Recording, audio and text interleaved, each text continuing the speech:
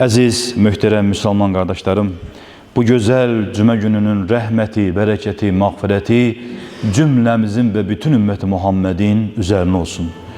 Bugünkü cümə xutbəmizin mövzusu tolerantlıq haqqında olacaqdır.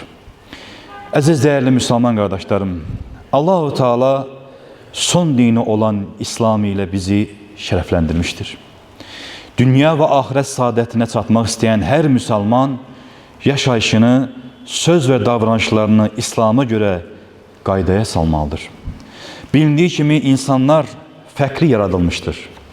İstər bədən və istər düşüncə baxımından heç bir kəs digərinin eynisi deyildir. Hər birinin xarakteri, inancı, düşünmə tərzi, həyat tərzi, rəngləri, dilləri, sevdiyi və sevmədiyi şeylər fərqlidir. Xütbəmizin əvvəlində oxuduğumuz ayə-i kərimədə Allah Azza və Cəllə Rum surəsinin 22-ci ayətində belə buyurur. Göylərin və yerin yaradılışı, dillərinizin və rənglərinizin müxtəlifliyi də onun qüdrət əlamətlərindəndir. Şübhəsiz ki, bunda bilənlər, ağıl və elm sahibləri üçün Allahın vahdaniyyətinə, onun hər şeyə qadir olmasına dəlalət edən nişanələr vardır. Xütbəmizin əvvəlində oxuduğum hədis şərifin məalında Peyğəmbər Əfəndimiz sallallahu aleyhi və səlləm belə buyurur. Xoşgörülü ol ki, sənə də qarşı o şəkildə davranılsın. Yenə Peyğəmbərimiz sallallahu aleyhi və səlləm Allah qatında həqiqi din, xoş görməyə tabi olan, hənif olan İslam dinidir.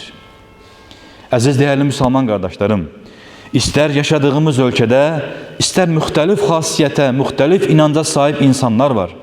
Bunlara yaxşılığı çatdırıb pislikdən çəkindirmək, haqqı çatdırmaq bizim üzərimizə borcdur. İslamda əsl olan təbliğdir. Peyğəmbərimiz sallallahu aleyhi ve sellem vəzifəsi də bu yöndə idi. Yəni, Allah-u Teala'nın hökmlərini sadəcə insanlara təbliğ edirlərdi. Allah-u Teala Quran-ı Kərimdə Nəhl surəsinin 125-ci ayəsində belə buyurur. İnsanları Rəbbinin yoluna hikmətlə, gözəl sözlə, öğüt nəsihətlə dəvət et və onlarla ən gözəl tərzdə mübahisə et. Şübhəsiz ki, Rəbbin azğınlığa düşənləri də, doğru yolda olanları da yaxşı tanıyır. Ayət kəlmədən də bəlli olduğu kimi, bizim də əsas borcumuz təbliğdir. İnsanları hidayətə çatdırmaq yalnız Allah'a aittir. Rəbbimiz bu mənada da başqa bir ayət kəlməsində Nəml surəsinin 81-ci ayətində belə buyurur.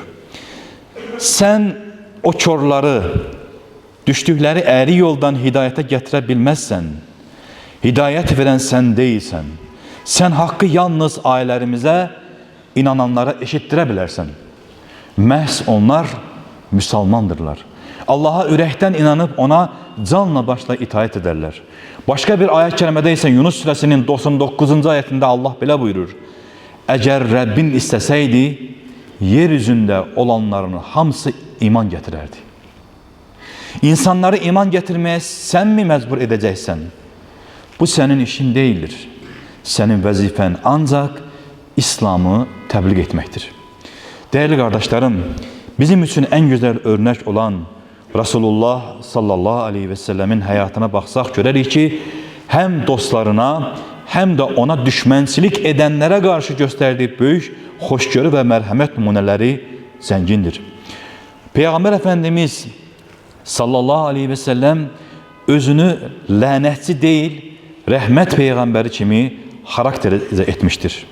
Onun həyatı boyunca baş vermiş ən məşhur tolerant hadisələrindən misal versək, İşin həqiqətini daha da yaxşı anlayarıq. Onlardan bir neçəsi bunlardır.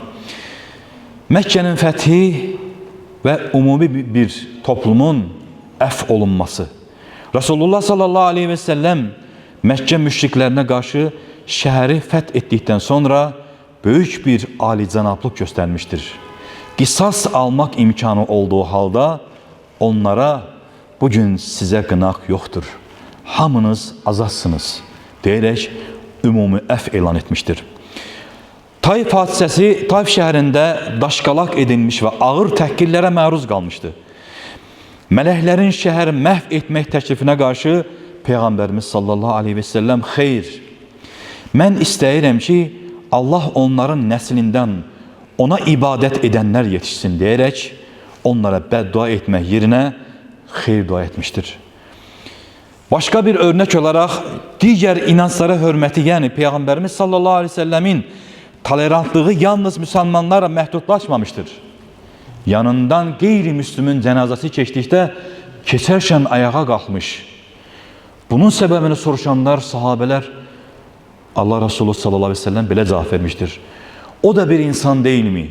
Deyə cavab vermişdir. Eləcə də Mədinə sözləşməsi müxtəlif dini qrupların hüquqlarını qoruyan, bu sənədlə də din azadlığına təməlini qoymuşdur. Əziz dəyərli qardaşlarım, Allah-u Teala cümləmizi, birliyimizi, huzurumuzu qorumaq üçün hər zaman bir-birimizə qarşı sevgi, hörmət, şəfqət, hoşgörü ilə yanaşmağı nəsib eyləsin.